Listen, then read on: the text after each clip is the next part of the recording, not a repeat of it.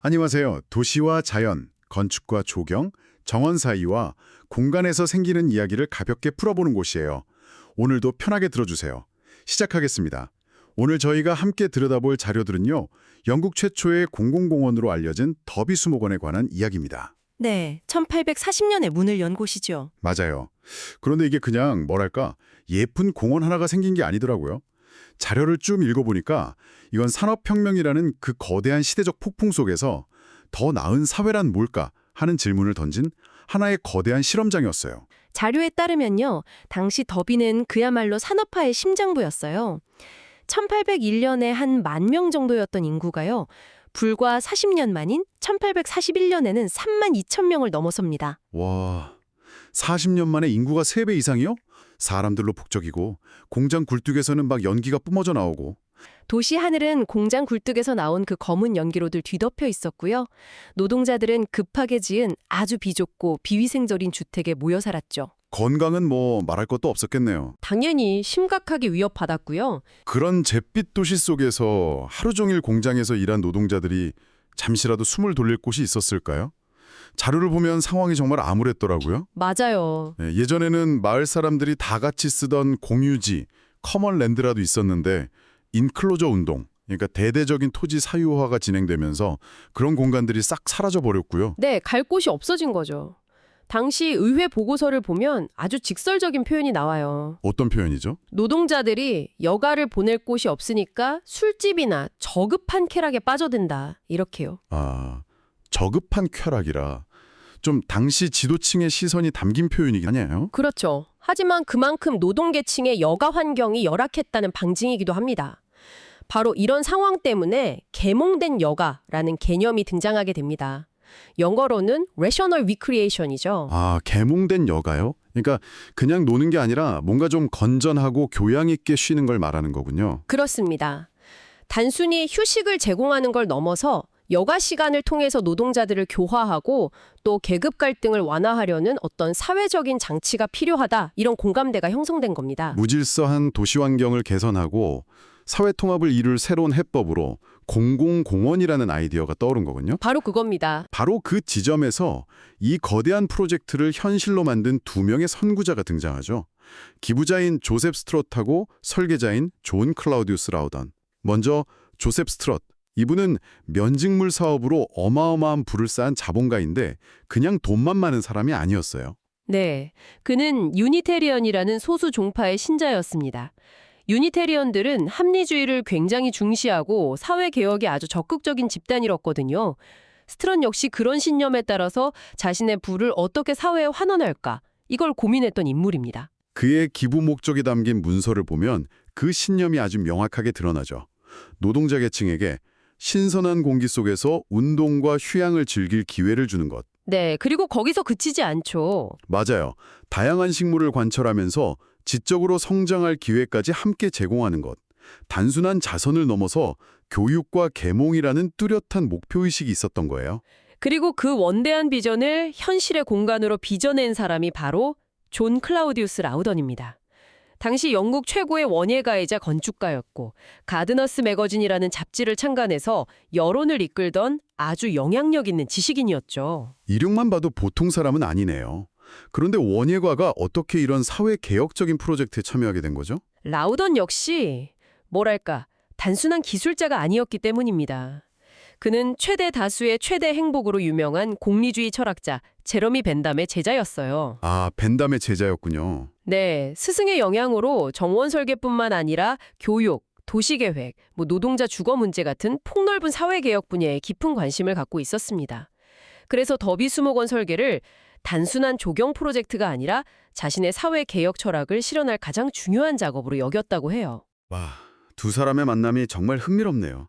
한 명은 진보적인 신념을 가진 자본가, 다른 한 명은 사회 개혁을 꿈꾸는 기술 전문가. 서로 다른 분야의 두 사람이 더 나은 사회라는 같은 목표를 향해 만난 거군요. 맞습니다. 심지어 두 사람은 이 프로젝트 이전부터 교류가 있었어요. 라우더는 스트럿 가문의 혁신적인 온실 기술에 대해 잡지에 기고한 적도 있고 더비셔 지역을 여러 번 방문하면서 잘 알고 있었죠.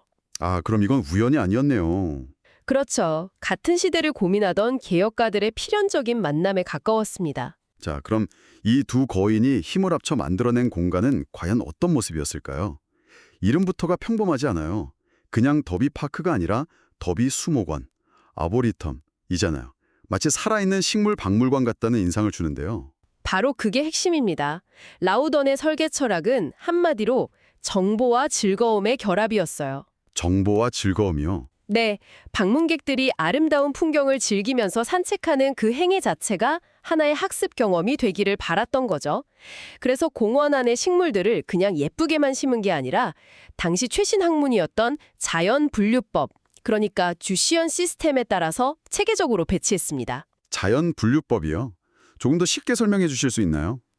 그러니까 식물들을 인위적인 기준이 아니라 서로 비슷한 특징을 가진 종끼리 묶어서 자연스러운 관계를 보여주는 분류 방식입니다. 식물학을 전혀 모르는 사람이라도 장미과 식물들이 한 곳에 모여 있는 걸 보면서 아, 얘네들이 다 친척이구나 하고 직관적으로 깨달을 수 있게 한 거죠. 와, 공원 전체를 거대한 식물도감처럼 구성한 셈이네요. 맞습니다. 그 디테일이 정말 놀라워요. 자료를 보니까 1000종이 넘는 모든 나무와 관목 하나하나에 이름표를 붙였다고 해요. 네, 그것도 그냥 붙인 게 아니죠. 맞아요.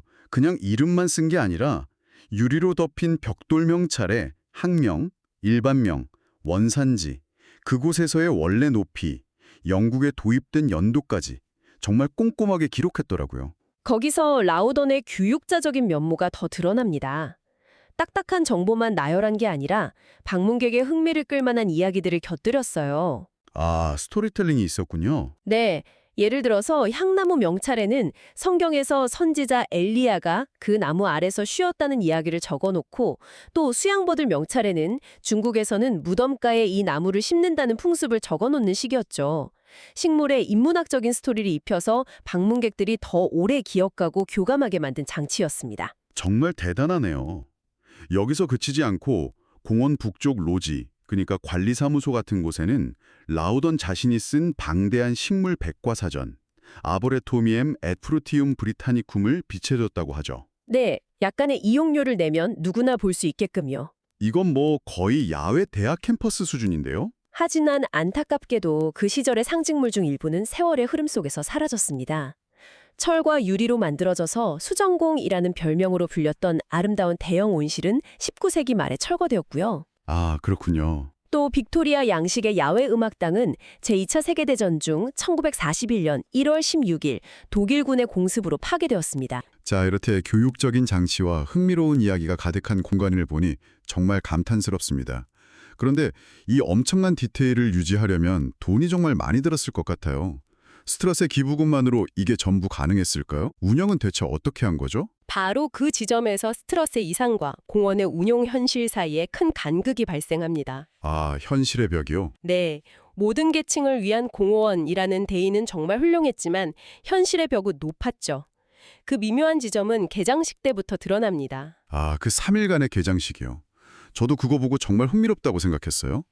첫날은 연간 회원권을 구매할 여유가 있는 중산층을 위해서, 둘째 날은 그보다 저렴한 입장료를 양 노동자 계급을 위해서, 그리고 마지막 셋째 날은 아이들을 위해 무료로.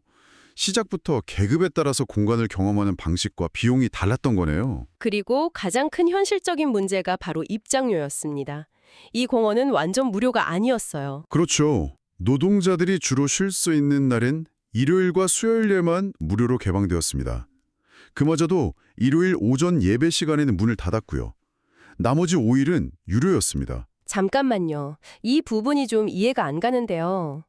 스트로스는 분명 노동자들을 위해 이 공원을 기부했다고 했잖아요. 그런데 정작 노동자들이 쉴 수 있는 날을 빼고는 돈을 받았다니 이건 좀 위선적으로 들리기도 해요. 우리가 놓치고 있는 다른 맥락이 있었나요? 아주 날카로운 지적이십니다. 여기에는 두 가지 중요한 현실적인 이유가 있었어요. 첫째, 공원을 유지하고 관리하는 데 드는 막대한 비용을 스트롯의 기부금이나 시의 세금만으로는 감당할 수가 없었습니다. 아, 돈 문제군요. 네, 그래서 유료 입장객, 특히 연간 회원권을 구매하는 중산층의 구독료가 반드시 필요했죠. 둘째는 더 복잡한 문제인데 바로 계급적 편견이었습니다. 편견이라면요? 당시 연간 회원권을 구매한 중산층 구독자들 사이에서 이런 목소리가 나왔습니다. 공원을 완전히 무료로 개방하면 장난꾸러기들이나 거친 사람들이 몰려와서 공원의 품격을 떨어뜨릴 것이다. 와, 노골적이네요. 네, 즉 노동계층이 공원을 망칠 것이라는 불만과 반대가 있었던 겁니다. 아, 결국 이상과 현실의 타협점이었군요. 공원의 재정을 책임지는 중산층의 요구를 무시할 수 없었던 거네요. 어찌 보면 모두를 위한 공간이라는 말 자체가 처음부터 모순을 안고 있었던 건지도 모르겠어요. 모두의 기준과 생각이 계층마다 너무 달랐으니까요. 그렇습니다. 그래서 이 제한적인 개방 정책은 1882년 더비시의회가 공원을 완전히 인수하고 모든 입장료를 폐지할 때까지 40년 넘게 계속됩니다. 40년이나요? 네, 이 과정 자체가 공공공원이라는 개념이 처음부터 완성된 형태로 주어진 게 아니라 시대의 요구와 사회적 인식의 변화 속에서 수십 년에 걸쳐 갈등하고 타협하며 발전해 왔다는 것을 보여주는 아주 중요한 역사적 증거입니다. 그럼에도 불구하고 더비 수목원이 역사에 남긴 영향력은 정말 대단합니다. 이 공원은 영국 중북부의 다른 산업도시들이 공원을 만드는 데 직접적인 청사진 역할을 했어요. 그런데 자료를 읽다가 제가 정말 깜짝 놀란 사실이 있었어요. 어떤 부분이었나요? 1859년에 이 공원을 방문했던 한 미국인 방문객에 대한 기록이었습니다. 아마 프레더릭 로 옴스테드 이야기를 하시는 거겠죠? 네, 맞아요. 잠깐만요. 프레더릭 로 옴스테드요? 그 유명한 뉴욕 센트럴파크를 설계한 바로 그 사람이요? 맞습니다. 그럼 지금 우리가 이야기하는 이 영국의 작은 산업도시 공원이 뉴욕 센트럴파크의 시작점이었다는 건가요? 이건 정말 생각지도 못한 연결인데요. 바로 그 점이 더비 수목원을 세계 공원 역사에서 아주 중요한 위치에 올려놓는 이유입니다. 옴스테드는 유럽을 여행하면서 여러 공원과 정원을 둘러보던 중 더비 수목원을 방문했습니다. 그리고 그는 이곳에서 깊은 감명을 받았어요. 어떤 점에서요? 단순히 귀족들을 위한 화려한 정원이 아니라 다양한 계층의 시민들이 함께 어울려서 휴식하고 아이들이 자유롭게 뛰어노는 살아있는 공공공간의 가능성을 직접 목격한 겁니다. 와, 옴스테드가 더비 수목원에서 본 것이 단순한 나무와 꽃이 아니라 민주적인 공공공간이라는 새로운 아이디어 그 자체였군요. 그렇습니다. 그는 훗날 센트럴파크를 설계하면서 더비 수목원에서 얻은 영감, 즉 자연 풍경 속에서 도시의 모든 시민이 평등하게 휴식과 재충전의 기회를 누려야 한다는 철학을 그대로 녹여냈습니다. 영국의 작은 공원에서 시작된 실험이 대서양을 건너 세계에서 가장 유명한 도시공원의 탄생에 결정적인 영향을 미친 순간이네요. 네, 바로 그렇죠. 오늘날의 더비 수목원은 어떤 모습일지 궁금해지네요. 그 오랜 역사와 중요성을 잘 간직하고 있을까요? 다행히도 그 가치를 인정받아서 1984년에 영국의 주요 역사 유적으로 지정되었습니다. 그리고 2002년부터 2005년까지 500만 파운드, 우리 돈으로 약 80억 원이 넘는 막대한 예산을 투입해서 대대적인 복원 프로젝트를 진행했습니다. 80억 원이요? 네, 단순히 낡은 시설을 고치는 데 그치지 않았어요. 라우던의 원래 설계 의도를 복원하는 동시에 현대적인 어린이 놀이시설이나 운동공간 같은 새로운 시설을 추가했습니다. 아, 현대적인 기능도 더한 거군요. 그렇습니다. 이것은 조셉 스트럿이 가졌던 최초의 비전, 즉 휴양과 교육이라는 두 가지 목표를 21세기에 맞게 계승하려는 노력이었습니다.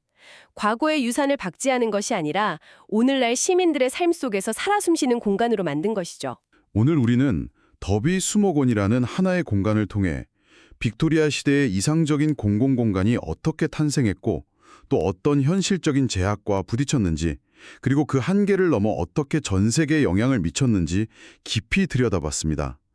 한 사람의 선한 의지와 철학에 담긴 공간이 도시의 풍경과 시민의 삶, 나아가 세계 공원의 역사를 바꿀 수 있다는 사실이 정말 놀랍고 감동적입니다. 오늘도 들어주셔서 감사합니다. 새로운 시선과 영감을 얻어가셨길 바래요. 다음에 또 만나요.